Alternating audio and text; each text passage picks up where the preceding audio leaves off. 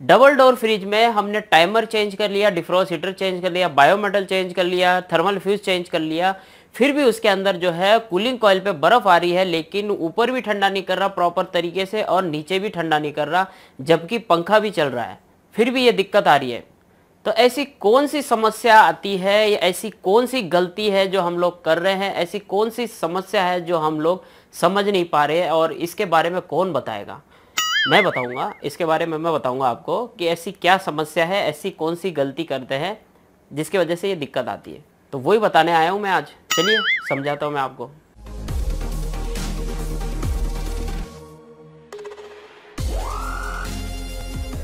TNT Hindi tech. नमस्कार दोस्तों, मेरा नाम है राजेंद्र सिंह अरोड़ा और ये TNT हिंदी टेक में आप सबका स्वागत है। Topic of the day episode 8 में भी आप सबका स्वागत है।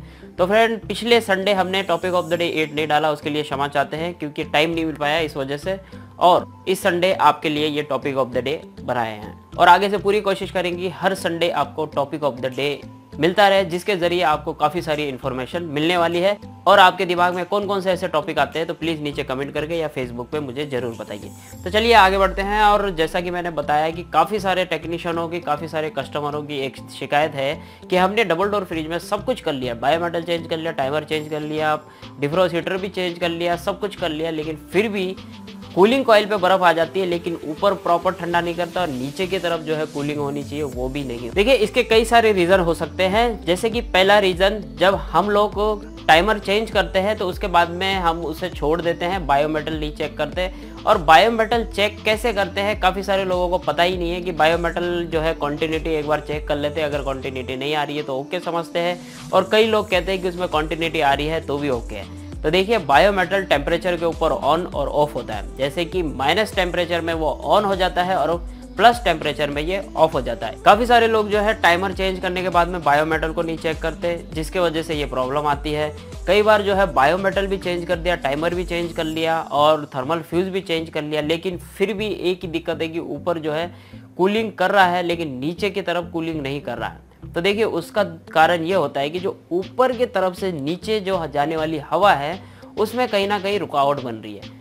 अब उसमें रुकावट कहाँ बनती है वो आपको उसकी नाली में चेक करना पड़ता है। जो उसका जो सेक्शन बना हुआ है हवा का प्रेशर जाने के लिए, उसमें आपको चेक करना है। अगर उसमें बर्फ़ जम रही है तो नीचे हवा नहीं जाएगी, वो वहीं ब्लॉक होगी और आप सीधे सीधे टाइमर या बायोमेटल लगा के उसे चालू कर देंगे तो देखिए नीचे कूलिंग जाएगी नहीं, क्योंकि उसमें पहले से बर्फ़ जम रही है। और आप वापस चालू कर देंगे तो वापस ठंड की वजह से वो बर्फ़ जो है अपनी जगह बनाई रखेगी स्थायी। आप सभी को पता है कि वो जो जगह बनी हुई होती है वहाँ पे जाली लगी हुई होती है, इस वजह से जो है बर्फ़ पूरी तरह से बाहर नहीं निकल पाती। उसके लिए आपको गर्म पानी डाल डाल के उसे मेल्ट करना होता है। अब वो मेल्ट कैसे करेंगे, आपको सीधा सीधा फ्रीजर का सेक्शन खोलना होता है जहाँ पे कूलिंग कॉइल लगा हुआ होता है, और वहाँ से जो उसकी नाली बनी हुई होती है उसमें आपको गर्म पानी डाल के उसको मेल्ट करना है।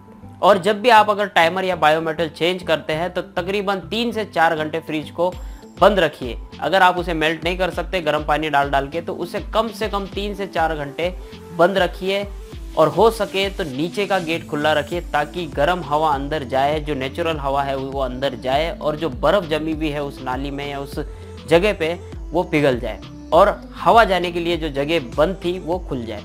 तो ये एक बहुत बड़ा कारण होता है। और कई बार जो हम लोग टाइमर चेंज करते हैं वो टाइमर भी डिफेक्ट आते हैं। अब वो डिफेक्ट कैसे आते हैं, आप तो कहते हो कि हम लोग ने तो नया टाइमर खरीद के लेके आया दुकानदार से। देखिए, दुकानदार से आपने नया टाइमर लाया है खरीद के, लेकिन आपको ये नहीं पता कि वो डिफेक्ट है या नहीं है। आप जब लगा के चेक कर लेते हैं तो उसमें लगता है कि हाँ वो चल रहा है, घूम रहा है, तो वो सही है। लेकिन टाइमर कई बार डिफेक्ट ऐसे हो जाता है कि जो उसके अंदर जो पत्तियां लगी हुई होती है, जो 8 घंटे कंप्रेसर को चालू रखती है और 8 घंटे के बाद में डिफ्रॉस्ट हीटर को चालू रखती है, उस पत्ती में बैंड आ जाता है, या वो कई बार पत्ती एक ही जगह पे सप्लाई मिलने से जॉइंट हो जाती है। जिस तरह से वेल्डिंग जॉइंट होती है, आपने देखा होगा कि बिजली की तार अगर अपन आपस में टच करते हैं तो वो एकदम से पकड़ लेती है एक दूसरे को, फिर वो छोड़ती नहीं है। तो उस तरह से वो पत्ती पे पत्ती एकदम से बेल्ड हो जाती है और वो छोड़ती नहीं है, क्योंकि सप्लाई वोल्टेज ज़्यादा आ गया, कंप्रेसर का वोल्टेज ज़्यादा है और डिफ्रॉस्ट हीटर का भी वोल्टेज काफ़ी ज़्यादा है। तो वहाँ पे कई बार जो है वो टाइमर अटक जाता है। टाइमर घूमता हुआ नज़र आ रहा है, लेकिन आप यही समझ रहे हो कि वो टाइमर बिल्कुल ओके है, लेकिन अंदर से पत्ती अगर वेल्ड हो जाती है, आपस में चिपक जाती है, तो भी आपका टाइमर जो है डिफेक्ट माना जाता है। तो उस कंडीशन में आपको टाइमर को दोनों ही सप्लाई को चेक करना है। और कैसे करना, ये जो आपका टाइमर है ये ट्रांसफर टाइमर है, आप यहाँ चेक कर रहे हो कि चल रहा है तो ओके है, जी नहीं, आपको सप्लाई चेक करनी है टर्मिनल पे। इसमें आपको पता है कि 1 नंबर जो होता है वो कॉमन होता है, 3 नंबर पे आपकी फेस लगती है और 2 या 4 के ऊपर आपका डिफ्रोस्टर और कंप्रेसर लगा हुआ होता है। तो ये जो 3 नंबर के बाद की 2 और 4 नंबर की जो पिन होती है उसके ऊपर आपको सप्लाई चेक करनी है। कैसे करेंगे, ये यहाँ पे जो टाइमर के ऊपर ये जो स्विच दे रखा है, जिसे हम इस तरह से घुमाएंगे आपको आवाज़ आएगी, आप आवाज़ सुनिएगा।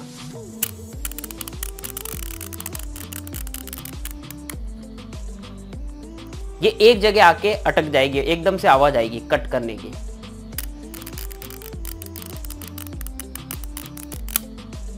रुकी, अभी जब हमने इसे घुमाया है तो अब ये दूसरे सेक्शन पे चली गई है, ये चली गई है डिफ्रॉस्ट सिस्टम पे, क्योंकि डिफ्रॉस्ट सिस्टम का टाइम बहुत कम होता है।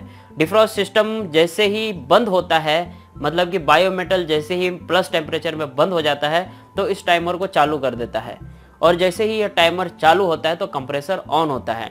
लेकिन जैसे ही कंप्रेसर ऑन होता है तो उसके बाद भी ये टाइमर बंद हो जाता है, तकरीबन आप मान लीजिए आधे से 1 घंटे के लिए। उसका रीज़न ये है कि जब तक बायोमेटल प्लस टेम्परेचर में ऑन नहीं हो जाता तब तक इसको जो है न्यूट्रल नहीं मिल पाती, इस वजह से ये जो टाइमर बंद रहता है। और जैसे ही बायोमेटल ऑन हो जाएगा उसके बाद में इसे न्यूट्रल मिलने लग जाएगी तो टाइमर चलने लग जाएगा। ये कन्फ्यूजन काफ़ी सारे लोगों को है कि टाइमर तो डिफ्रॉस्ट सिस्टम पे जाने के बाद में बंद हो जाता है या कंप्रेसर पे आने के बाद में बंद हो जाता है, क्योंकि कंप्रेसर पे आने के बाद में उसे बायोमेटल वापस चालू करता है और डिफ्रॉस्ट सिस्टम पे जाने के बाद में उसे कंप्रेसर ऑन करता है। अब कंप्रेसर कैसे ऑन करता है, क्योंकि उसको सीरीज में न्यूट्रल मिल जाता है। अब सीरीज में न्यूट्रल तभी मिलता है जब बायोमेटल ऑफ होता है। तो ये काफ़ी, इसके बारे में मैंने डिटेल में बताया है, उसका वीडियो भी अगर आपने नहीं देखा तो इस आई बटन पे क्लिक करके देख लीजिए। तो आगे आने वाले वीडियो में अब मैं आपको एक टाइमर पे स्पेशल एक वीडियो बना के बताऊंगा कि पूरा सिस्टम किस तरह से काम करता है। तो ये आपको समझ में आ गया कि टाइमर जो है कई बार अटक जाता है, वेल्ड हो जाता है पत्ती से पत्ती को, इस वजह से भी ये ख़राब माना जाता है। अभी जो हमने इसे घुमाया है आवाज़ आई है, इसका मतलब ये नहीं है कि ये टाइमर चालू ही है, ये टाइमर ख़राब भी हो सकता है। लेकिन इसके अंदर जो पत्तियाँ होती है वो अगर आपस में चिपक गई तो ये ख़राब भी है। तो उसे छुड़वाने के लिए कुछ नहीं करना, आपको सीधा टाइमर ही चेंज करना। आप इसे खोल के वापस करेंगे तो ये पूरा बिखर जाएगा, तो वो आप लोग या मैं नहीं कर सकते, सीधे सीधे हमें टाइमर ही चेंज करना पड़ता है। तो टेक्नीशियनों से मैं यही कहूँगा कि अगर आप किसी चीज़ की गारंटी ले रहे हैं, टाइमर या बायोमेटल की, और पैसे ले रहे हैं, तो प्लीज़ टाइमर और बायोमेटल को चेक करके अच्छे से लगाइए, क्योंकि पैसे जो है दोनों के ही लगते हैं और समय भी दोनों का ही खराब होता है।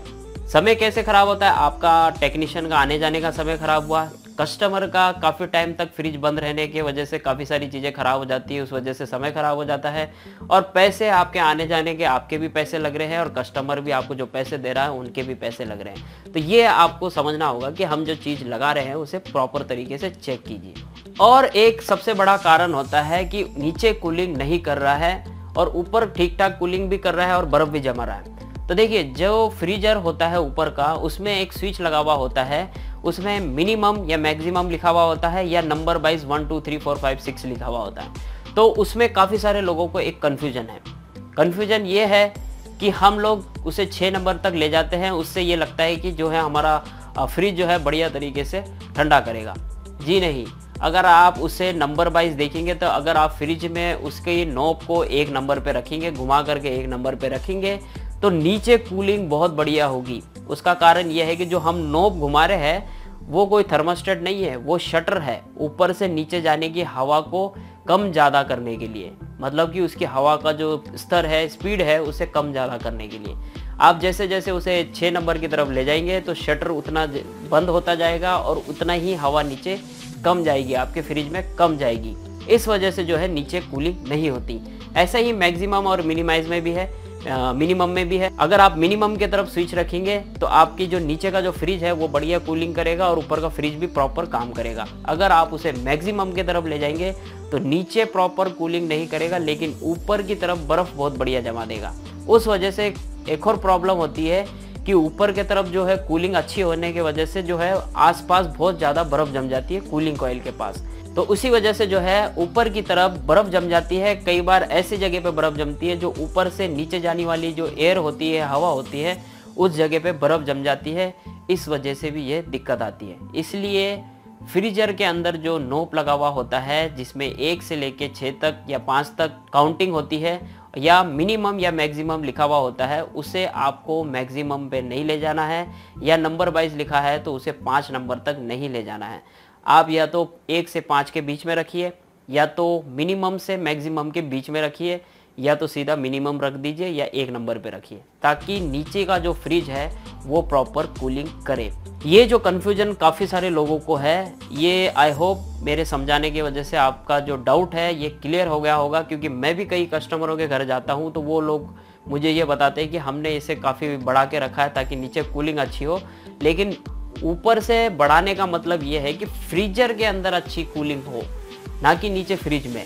आपने नीचे जाने के लिए जो हवा होती है उसको तो आपने बंद कर दिया, मैक्सिमम करके उसे बंद कर दिया, तो नीचे कहाँ से कूलिंग होगी? तो ऊपर ही बहुत बढ़िया कूलिंग हो रही है, बर्फ़ जम रही है, तो नीचे कूलिंग हो ही नहीं सकती, क्योंकि शटर जो है हवा का वो आपने बंद कर दिया। तो ये आपको समझना है और हमारे टेक्नीशियनों को भी समझना है कि इस चीज़ का ध्यान रखिए। अगर फिर भी कोई कन्फ्यूजन लगे तो आप जब फ्रीजर का जो सामने का जब कैबिनेट खोलते हैं तो उसके अंदर आप जब उसे मैक्सिमम और मिनिमम पे जब घुमाएंगे तो आपको पता चल जाएगा कि शटर किस तरफ बंद हो रहा है और किस तरफ शटर खुल रहा है। तो आई होप जितने भी टेक्नीशियन थे, जितने भी हमारे फ्रेंड थे, जिन्होंने मुझसे ये सवाल पूछा कि ये दिक्कत आ रही है, तो यहाँ पे आपकी जो दिक्कत है वो क्लियर हो गई। टाइमर को प्रॉपर चेक कीजिए, बायोमेटल को प्रॉपर चेक कीजिए, साथ ही डिफ्रॉस्ट हीटर को भी कंटिन्यूटी से चेक कीजिए कि डिफ्रॉस्ट हीटर चालू भी है या नहीं। तो ये सारी चीज़ें करने के बाद में जो है आपका डबल डोर फ्रिज प्रॉपर तरीके से वर्क करेगा।